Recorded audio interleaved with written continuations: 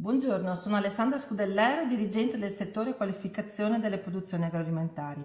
Mi occupo della misura 3, che è quella specifica per i sistemi di qualità. Ha l'obiettivo di incentivare gli agricoltori e le loro forme associative ad intraprendere i percorsi di qualificazione dei prodotti e di certificazione. È una delle strategie dell'Unione Europea per dare maggiore competitività alle aziende del settore agroalimentare.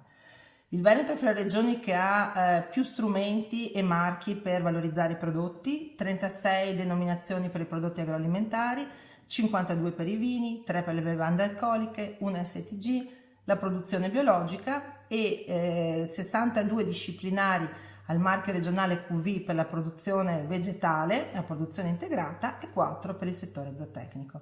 Altri sono in arrivo, per cui una grande possibilità per valorizzare i vostri prodotti.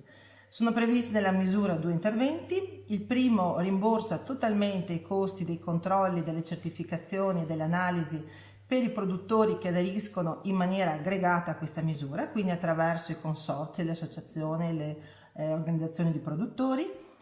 Quindi la novità è proprio questa grande semplificazione amministrativa, un'unica domanda di all'organismo pagatore ad AVEPA, proposto dall'organismo aggregante per tutta una serie di produttori che aderiscono a questo progetto.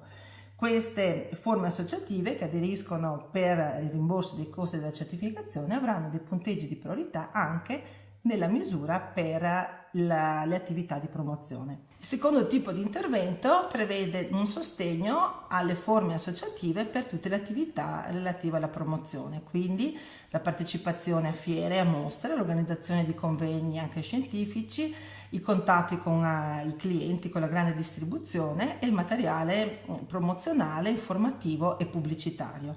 Quindi una grande possibilità per valorizzare i prodotti. È una misura quindi che prevedendo 22 milioni di euro, partendo dalla certificazione fino alla promozione, possiamo dire che è una misura globale per l'associazione dei produttori, per i produttori agricoli, per incentivare l'aggregazione, la valorizzazione dei prodotti e la promozione su tutti i mercati. Maggiori informazioni potete trovarli seguendo i bandi pubblicati sul BUR e sui siti internet della Regione Veneto.